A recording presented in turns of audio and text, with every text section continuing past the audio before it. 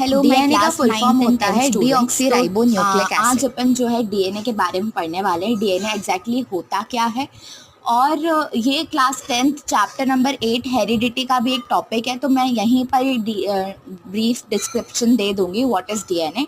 तो डीएनए एक thread like structure होता है, एक धागे जैसा स्ट्रक्चर होता है जिसमें सारी इंफॉर्मेशन रहती है अपने कैरेक्टरिस्टिक्स के बारे में। यानी कि फॉर एग्जांपल मेरी आईज जो है वो ब्लू है।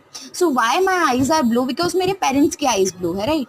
सो डीएनए में ही वही इंफॉर्मेशन सारी स्टोर रहती है। जैसे पिछले लेक्चर में भी मैंने आपको बताया था, नोज शेप हो गया, आपका हाइट हो गया, आपका कॉम्प्लेक्शन हो गया, तो ये सब डीएनए में इंफॉर्मेशन स्टोर रहती है। और डीएनए जो होता है आपके सेल के न्यूक्लियस में प्रेजेंट होता है, ठीक है। डीएनए एक थ्रेड लाइक स्ट्रक्चर होता है जिसमें सारी इंफॉर्मेशन रहती है।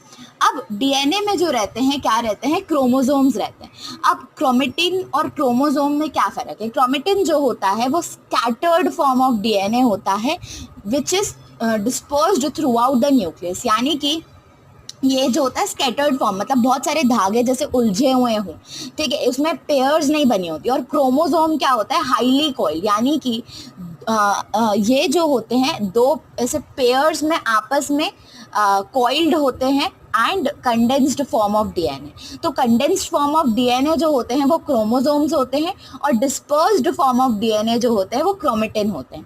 अब ह्यूमंस जो होते हैं उसमें सिंगल सेल होता है, एक सिंगल सेल जो है ह्यूमन बींग्स का। Human beings multi cellular organisms है, और एक सिंगल सेल जो होता है ह्यूमंस का उसमें 46 क्रोमोसोम्स होते हैं, यानी 26 पेयर होती है। क्रोमोसोम्स मतलब कि दो क्रोमोसोम्स मिलकर एक सिंगल पेयर बनाते हैं, और ऐसे टोटल 23 पेयर्स होते हैं जिसमें 46 क्रोमोसोम्स प्रेजेंट होते हैं। Thank you everyone.